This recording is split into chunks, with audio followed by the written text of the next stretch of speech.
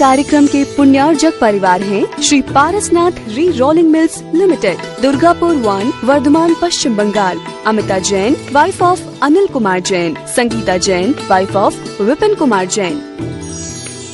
माणक चंद, कमला देवी, राकेश, नीतू, ऋषभ एवं Ayushi Musharraf, B123 Sethi colony, Jaipur, Rajasthan. स्वर्गीय माता सीतावंती धर्मपत्नी स्वर्गीय मास्टर नत्थू राम जी मुन्हानी की स्मृति में Shri Surendra Jain, Kanta Jain, Shri Ashok Jain, Neelam Jain, Shri Pankaj Jain, Amita Jain, Shri Rajneesh Jain, Deepika Jain, Shri Rishabh Jain, Mudit Jain, SKJ rubber corporation, Delhi. Arun Kumar Jain, Renu Jain, Anushri Jain, Anshita Jain, Nandgram, Ghaziabad.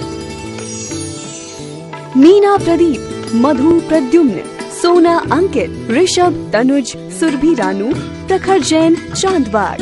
83-402 Siddharth Nagar, Borivali, Mumbai 400066। Subhash Jain, वीणा जैन, संयम जैन, शिखा जैन, साक्षी जैन, सार्थक जैन, प्रीत विहार, दिल्ली। स्वर्गीय श्रीमती रंजन तरुण भाई सेठ की जन्मतिथि स्मरणार्थ श्री तरुण भाई सेठ, समीर दामानी, तेजल दामानी, मलय दामानी, वडोदरा, गुजरात। श्रुत मालिका, बैंगलोर।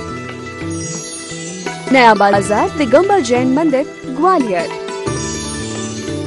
रामप्रस्थ कॉलोनी, गाजियाबाद, गुप्तान। मोक्ष मार्गस्य नेतारं वेत्तारं कर्म भूभृतां ज्ञातारं विश्वतत्त्वानां वंदे तद्गुणलब्धये। पंच परमेष्ठी भगवान की जय। संत शिरोमणि आचार्य विद्यासागर जी महाराज की जय।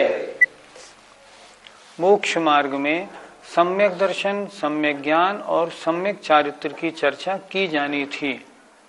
सम्यक ज्ञान की चर्चा पिछली पाठशाला में पूरी हो गई। पिछली पाठशाला में हमने पांचों ज्ञानों का विषय संबंध बताया था और एक जीव के एक साथ कम से कम एक ज्ञान, केवल ज्ञान और अधिक से अधिक 4 ज्ञान, मत, श्रुत, अवधि, मन, पर्याय भी हो सकते हैं, ये बात हो गई थी। सम्यक ज्ञान का विषय प्रमाण की अपेक्षा पूरा हुआ। अब आचार्य एक बात और बताना चाह रहे हैं कि यदि मतिश्रुत अवधि ज्ञानी जीव हैं, उनका सम्यक तो नष्ट होके अगर मिथ्यात्व हो जाए तब उनके ज्ञान की क्या दशा होती है। आइए अगला सूत्र देखते हैं। मतिश्रुतावधयो विपर्ययश्च। सूत्र बड़ा सरल है। मति ज्ञान, श्रुति ज्ञान और अवधि ज्ञान ये विपर्य माने विपरीत भी होते हैं। सम्यक दर्शन है तो ये मति, श्रुत, अवधि सम्यक होते हैं और अगर सम्यक दर्शन की बजाय मिथ्या दर्शन है, जीव मिथ्या दृष्टि है, तो उसके ज्ञान कुमति, कुश्रुत और कुअवधि या विभंग ज्ञान कहलाते हैं। सूत्र का अर्थ क्या बना? मति ज्ञान, श्रुति ज्ञान और अवधि ज्ञान ये 3 ज्ञान विपरीत भी होते हैं। ये सूत्र, इस सूत्र से ये भी बताया जा रहा है कि मन पर्याय ज्ञान और केवल ज्ञान विपरीत नहीं होते, वो सम्यक ही रहते हैं, सम्यक दृष्टि के ही होते हैं। जबकि ये 3 ज्ञान सम्यक दृष्टि के और मिथ्या दृष्टि दोनों के होते हैं। तो मिथ्या दृष्टि के अगर ये 3 ज्ञान हैं तो वह विपरीत या मिथ्या कहलाते हैं। सम्यक दृष्टि और मिथ्या दृष्टि का ज्ञान तो एक जैसा ही होता होगा, फिर इस सम्यक विशेषण और मिथ्या विशेषण क्यों? अगर अभिप्राय सही है तो ज्ञान सच्चा है, अभिप्राय गलत है तो ज्ञान झूठा है, विपरीत है। उदाहरण से समझें। एक सम्यक दृष्टि और एक मिथ्या दृष्टि दोनों अपने बच्चे को खिला रहे हैं गोदी में। हमने पूछा, भैया ये बच्चा किसका है? मेरा है। दूसरे से पूछा, ये किसका है? मेरा है। दोनों ने कहा मेरा है और दोनों बच्चे दोनों बच्चों के हैं। कहने के हिसाब से हमें लगा दोनों का ज्ञान एक सा है, पर अभिप्राय। मिथ्या दृष्टि उस बच्चे को अपना मानता है, पर सम्यक दृष्टि मुझसे पैदा हुआ है इसलिए मेरा है, वास्तव में मेरा कोई नहीं। तो अभिप्राय अलग अलग होने से उसका अभिप्राय गलत, इनका अभिप्राय सही, इसलिए मिथ्या दृष्टि का अभिप्राय दूषित होने के कारण उसके ज्ञान दूषित, विपरीत या मिथ्या कहे गए हैं। इस सूत्र में अंत में एक शब्द दिया है च। च से बहुत से अर्थ निकलते हैं। यहाँ च से अर्थ लगाया हमने कि ये तीन ज्ञान विपरीत भी होते हैं। च माने भी होते हैं। आचार्य विद्यासागर जी महाराज कहते हैं चा से हम ये भी अर्थ लगा सकते हैं कि ये तीन ज्ञान मिश्र भी होते हैं। अर्थात जब जीव सम्यक्त और मिथ्यात्व दोनों परिणामों से युक्त तृतीय गुण स्थान में होता है, तब उनके ये तीनों ज्ञान न सच्चे होते हैं न झूठे होते हैं, मिश्र होते हैं। तो चा से ये भी अर्थ लगाया जा सकता है मति ज्ञान, श्रुति ज्ञान और अवधि ज्ञान ये विपरीत होते हैं और मिश्र भी होते हैं, और ये अर्थ अवश्य लगाना चाहिए। किसी ने प्रश्न किया आचार्य से, महाराज दोनों का ज्ञान एक सा, परंतु फिर भी आपने मिथ्या दृष्टि के ज्ञान को मिथ्या क्यों कहा? तो आचार्य ने अगला सूत्र बनाया, सद सतोर विशेषात। बोलिए, सद सतोर विशेषात्, सद सतोर विशेषात, सद सतोर विशेषात्, यदृच्छोपलब्धे, यदृच्छोपलब्धे, उन्मत्तवत्, उन्मत्तवत्, सदसतोर विशेषात यदृच्छोपलब्धे उन्मत्तवत्, सदसतोर विशेषात्, यदृच्छोपलब्धे, उन्मत्तवत्। सत सतोह, संधि विच्छेद किया, सत असतोह, अविशेषात अविशेषात, यदृच्छोपलब्धे उन्मत्तवत्। ये सूत्र लिखा क्यों गया कि मिथ्या दृष्टि और सम्यक दृष्टि दोनों जब एक चीज को एक सा जानते हैं तो एक का ज्ञान सम्यक क्यों, एक का ज्ञान मिथ्या क्यों? उसके लिए आचार्य उसका कारण बता रहे हैं। सत असतोह, यथार्थ वास्तविक और अवास्तविक में, अविशेषात विशेषता न होने से। मिथ्या दृष्टि को वास्तविकता क्या है, अवास्तविकता क्या है, इसका परिचय नहीं। इसका परिचय हो जाए तो वो सम्यक दृष्टि बनी जाए। तो वास्तविक और अवास्तविक में विशेषता न होने से, यदृच्छोपलब्धे अपनी इच्छा के अनुसार, कैसे, उन्मत्तवत् मतवाले की तरह मिथ्या दृष्टि का ज्ञान विपरीत या मिथ्या होता है। एक उदाहरण से इस बात को और समझ सकते हैं। माना किसी ने शराब पी ली है, नशे में है, उसके सामने एक महिला खड़ी है, मान लो वो उसकी पत्नी है। किसी ने पूछा उस शराबी से, ये कौन है? उसने कहा ये तो मेरी माँ है। झूठ बोलते हो, सही बोलो, कौन है ये? नहीं नहीं नहीं, ये मेरी पत्नी है। नहीं नहीं, ठीक बोलो। नहीं नहीं, ये तो मेरी बहन है। अब मैं पूछता हूं, वो मतवाला है जिसे अपना होश नहीं, जिसे वास्तविकता अवास्तविकता का ज्ञान नहीं, अगर वो उस पत्नी को पत्नी भी कहे तो भी उसका ज्ञान झूठा है। क्यों? अभी वो माँ कहने लगेगा, अभी वो बहन कहने लगेगा, अभी वो पत्नी कहने लगेगा। क्यों कहता है वो? क्योंकि मतवाला है, उसे यथार्थ और अयथार्थ का वास्तविक ज्ञान नहीं। इसी तरह मिथ्यादृष्टि जीव कभी सच बोले तो भी श्रद्धान गलत होने से उसका ज्ञान झूठा, और जब गलत बोले तब तो झूठा है ही। वास्तविकता ये है, एक सा कहते हुए, एक सा दिखाई पड़ते हुए भी मिथ्या दृष्टि का अभिप्राय गलत होने से उसका ज्ञान मिथ्या या विपरीत है, और सम्यक दृष्टि का अभिप्राय सही होने से उसका ज्ञान सच्चा है। प्रमाण में सम्यक ज्ञान और मिथ्या ज्ञान की चर्चा हो गई। पहले सूत्र आया था प्रमाण नयैरधिगमः, प्रमाण और नय से 7 तत्व 9 पदार्थों का रत्नत्रय का ज्ञान होता है। प्रमाण की चर्चा पूरी हुई। अब प्रश्न आया नय कितने हैं, नय क्या होते हैं।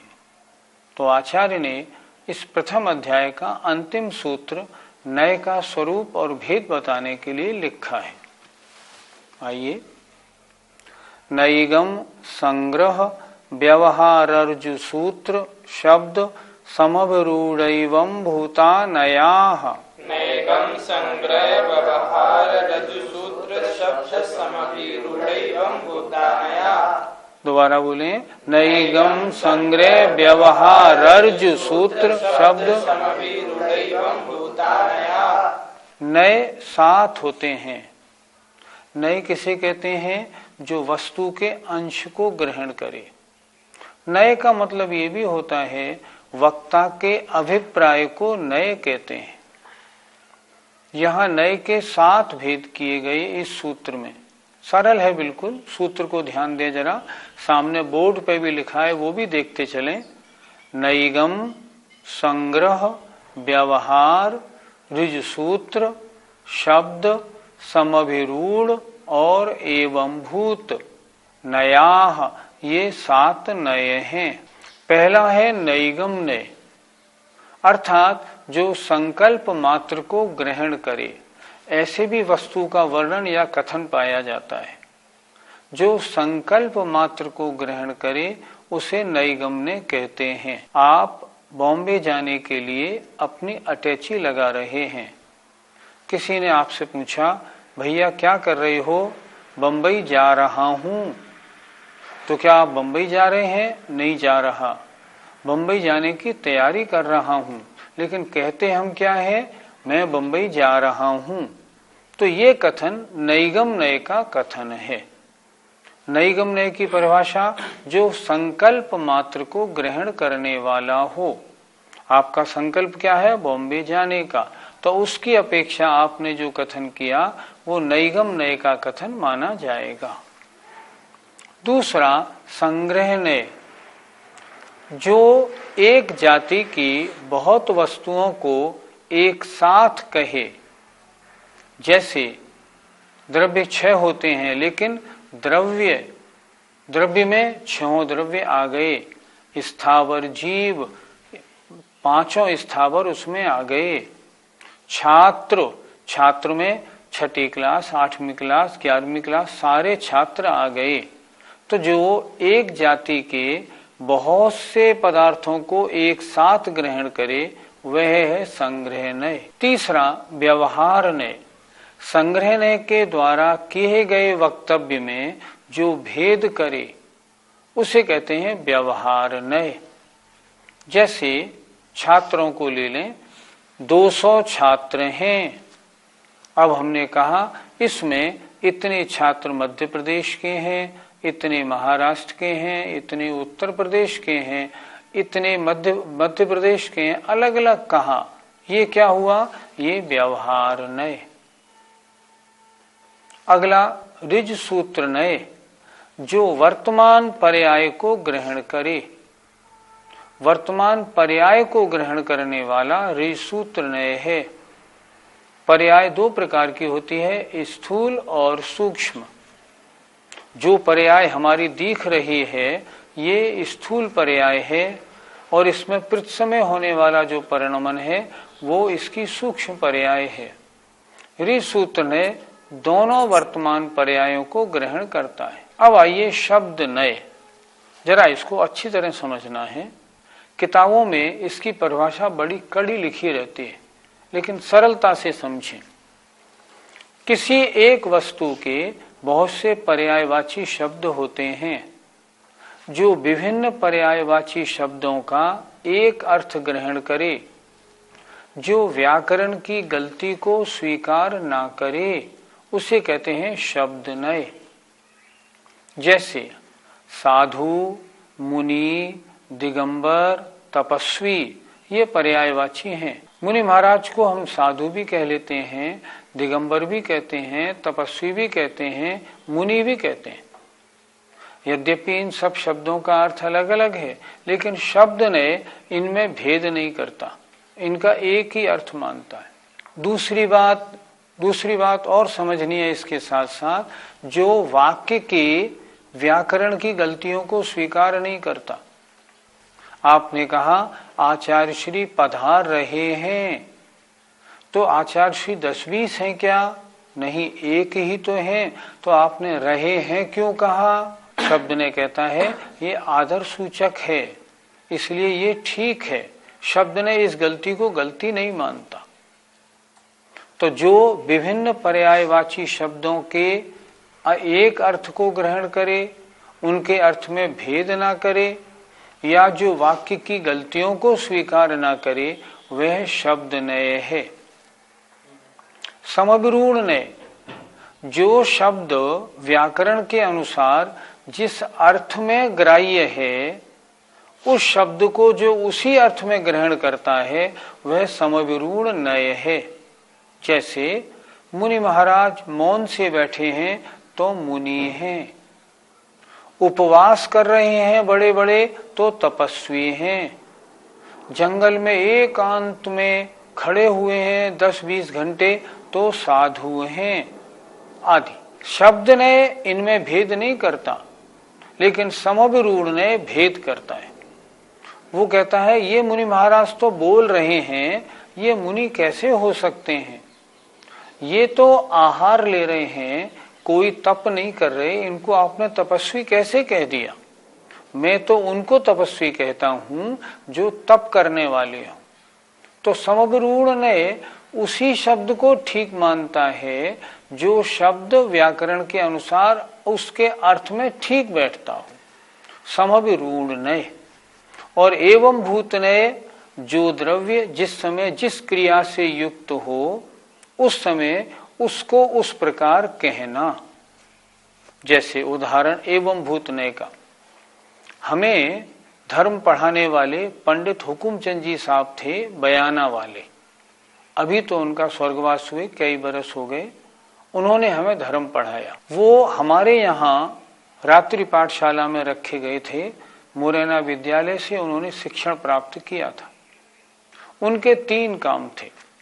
सुबह मंदिर की सारी व्यवस्था करते थे, लोगों को पूजा करना सिखाते थे। उसके बाद 10 बजे से 12 बजे तक वैद्य थे, दवाई बांटते थे, और रात्रि में वो हम सब लोग सारे बच्चों को पढ़ाते भी थे। तो उन एक व्यक्ति को पूजा करते कराते समय पुजारी जी कहना, दवाई बांटते समय वैद्य जी कहना, और पढ़ाते समय गुरु जी कहना, ये एवं भूत नय का विषय है। एवं भूत नय क्या करता है? क्रिया के अनुसार बात करता है। दवाई बांट रहे हैं, वैद्य जी हैं। पढ़ाई करा रहे हैं, गुरु जी हैं। पूजा की विधि कर रहे हैं तो पुजारी जी हैं। व्यक्ति एक ही है, लेकिन एवं भूत ने जो है क्रिया के अनुसार उस व्यक्ति के बारे में कहता है। एक बार फिर देख लें, विषय थोड़ा सा कड़ा है, जरा समझना है। किसी चीज का वर्णन 7 नयों के अनुसार होता है।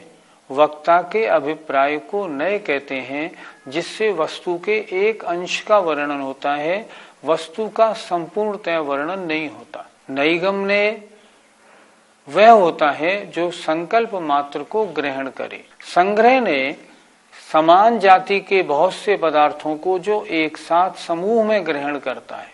संग्रह ने, व्यवहार ने संग्रहने के द्वारा ग्रहण किए गए विषय में भेद करता है। ऋ सूत्र ने 2 प्रकार का, स्थूल और सूक्ष्म। सूक्ष्म ऋ सूत्र ने वर्तमान सूक्ष्म पर्याय को ग्रहण करता है। स्थूल ऋ सूत्र ने वर्तमान स्थूल पर्याय को ग्रहण करता है। शब्द ने एक किसी के जो विभिन्न पर्यायवाची शब्द हैं, उन सब का किसी का कहीं भी प्रयोग करने में आपत्ति नहीं मानता। वो उन सबको पर्यायवाची मानता है। लिंग कारक आदि के भेद को स्वीकार नहीं करता।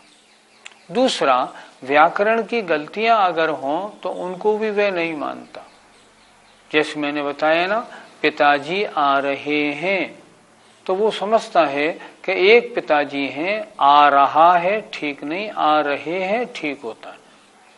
समवरूढ़ ने जिस शब्द का जो वास्तविक अर्थ हो वह जहां घटता हो उसको ही स्वीकार करता है, और एवं भूत ने क्रिया के अनुसार बात करता है। पूजा से करते कराते समय पुजारी जी, दवा देते समय वैद्य जी, पढ़ाते समय गुरु जी। इस प्रकार इन 7 नयों के द्वारा वस्तु का, तत्व का, पदार्थों का निरूपण किया जाता है। गुरुजी, आपने बोला था कि ज्ञान के पहले दर्शन होता है, तो 5 ज्ञानों के पहले कौन सा दर्शन होता है, ये सब ध्यान में तो आया नहीं, तो कृपया करके इसे बताएं। पहला अध्याय पूरा हो गया। अब आपका ये प्रश्न पहले अध्याय से संबंधित है, ठीक है। और भी जो प्रश्न हो उन्हें आप लोग करें, जो अभी तक जिनका निरूपण नहीं हुआ। पहला अध्याय तो पूरा हो गया, अब इन प्रश्नों का उत्तर देखते हैं। देखो, मति ज्ञान और श्रुति ज्ञान ये दोनों इंद्रिय और मन से होते हैं, तो इनसे पहले कौन सा दर्शन होगा? चक्षु दर्शन और अचक्षुर दर्शन। अवधि ज्ञान से पहले अवधि दर्शन, मनपर्य ज्ञान से पहले, क्योंकि मनपर्य ज्ञान से पहले यह मति ज्ञान होता है और दूसरे को मन को जानता है, इसलिए अचक्षु दर्शन। केवल ज्ञान से पहले कोई दर्शन नहीं होता, केवल ज्ञान के साथ केवल दर्शन होता है। हमारे पहले दर्शन और बाद में ज्ञान क्यों होता है? क्योंकि हमारी शक्ति अधूरी है। केवली अनंत वीर के धारी हैं, उनके दर्शन और ज्ञान एक साथ होता है, इसलिए केवल ज्ञान के साथ आचार्यों ने केवल दर्शन कहा है, आगे पीछे नहीं। मोक्ष के ऊपर आचार्य भगवंत ने इतने बड़े ग्रंथ की लिखने की आवश्यकता क्यों समझी? विश्व में जितने भी धर्म आज चल रहे हैं, पाए जाते हैं, सब में मोक्ष का वर्णन तो है ही। सबका अंतिम लक्ष्य मोक्ष प्राप्ति है, लेकिन सबने अपनी अपनी इच्छा अनुसार मोक्ष और मोक्ष प्राप्ति के तरीकों का वर्णन किया है। कोई तो कहते हैं शरीर नष्ट हुआ और आत्मा को मोक्ष हो गया, कोई कहते हैं भगवान की भक्ति करने से भगवान मोक्ष प्रदान करते हैं, लेकिन ये मोक्ष का स्वरूप नहीं। मोक्ष की बात तो सब करते हैं, लेकिन मोक्ष पाने का सही मार्ग क्या है ये किसी को नहीं मालूम। इसीलिए उन्होंने कहा था यदृच्छोपलब्धि, जो जिसके मन में आया उन्होंने वो बात कह दी। अपना धर्म सर्वज्ञ के द्वारा कहा गया है, उन्होंने मोक्ष मार्ग पर चलकर मोक्ष प्राप्त किया। केवली थे, वीतराग थे, सर्वज्ञ थे, हितोपदेशी थे, इसलिए उन्होंने सही सही दिग्दर्शन किया। मोक्ष यह है और मोक्ष का मार्ग यह है। इसीलिए तो 7 तत्वों के जानने पर सम्यक दर्शन होता है। क्या छोड़ने योग्य है, क्या ग्रहण करने योग्य है, क्या प्राप्त करने योग्य है। मोक्ष के बारे में ही जितनी समस्याएं या जितने विवाद हैं, सब मोक्ष के बारे में ही हैं। कोई मोक्ष प्राप्ति कैसे कैसे कैसे बताते हैं। आचार्य ने कहा हमारा मुख्य लक्ष्य क्या है? हम सब चाहते हैं सांसारिक दुखों से छूटे और मोक्ष प्राप्त करें। तो मोक्ष प्राप्ति का मार्ग जितना देखने में आते हैं सब डिस्प्यूटेड हैं। एक मोक्ष मार्ग कौन सा? जो सर्वज्ञ देव ने बताया, जिसे जिनवाणी के रूप में हम जानते हैं। इसमें जो लिखा है मोक्ष का स्वरूप और मोक्ष प्राप्ति का उपाय, ये सच्चा उपाय है। अगर भगवान की जिनवाणी नहीं होती तो किस भांति पदार्थ पाती, कहाँ रहते लहते अविचारी। या विधि संत कहें धनी है, धनी है जिन बेन बड़े उपकारी। ये भगवान की बाणी धन्य है, और हम कहते हैं बड़े पुण्य के योग से हमें ये प्राप्त भी हुई है। इस तरह हमको ये मोक्ष का मार्ग बताने के लिए आचार्य भगवंतों ने महान करुणा करके ग्रंथ को लिखा है। आइए फिर मिलेंगे, समय आज आपका हो गया। जय जिनेन्द्र। इस कार्यक्रम के पुण्यार्जक परिवार हैं Shri Parasnath re rolling mills limited, Durgapur 1, Bardhaman, Paschim Bengal. Amita Jain, wife of Anil Kumar Jain. Sangeeta Jain, wife of Vipin Kumar Jain. Manak Chand, Kamla Devi, Rakesh, Neetu, Rishabh एवं आयुषी मुशरफ, B123 सेठी कॉलोनी, जयपुर, राजस्थान। स्वर्गीय माता सीतावंती धर्मपत्नी स्वर्गीय मास्टर नत्थू राम जी मुन्हानी की स्मृति में Shri Surendra Jain, Kanta Jain, Shri Ashok Jain, Neelam Jain, Shri Pankaj Jain, Amita Jain, Shri Rajneesh Jain, Deepika Jain, Shri Rishabh Jain, Mudit Jain, SKJ rubber corporation, Delhi. Arun Kumar Jain, Renu Jain, Anushri Jain, Anshita Jain, Nandgram, Ghaziabad. Meena Pradeep, Madhu Pradyumn, Sona Ankit, Rishabh, Tanuj, Surabhi Ranu, प्रखर जैन, चांदबाग। 83-402 सिद्धार्थ नगर, बोरीवली, मुंबई 400066। सुभाष जैन, वीना जैन, संयम जैन, शिखा जैन, साक्षी जैन, सार्थक जैन, प्रीत विहार, दिल्ली। स्वर्गीय श्रीमती रंजन तरुण भाई सेठ की जन्मतिथि स्मरणार्थ श्री तरुण भाई सेठ, समीर दामानी, तेजल दामानी, मलय दामानी, वडोदरा, गुजरात। श्रुत मालिका, बैंगलोर। नया बाजार, दिगंबर जैन मंदिर, ग्वालियर। रामप्रस्थ कॉलोनी, गाजियाबाद, गुप्तान।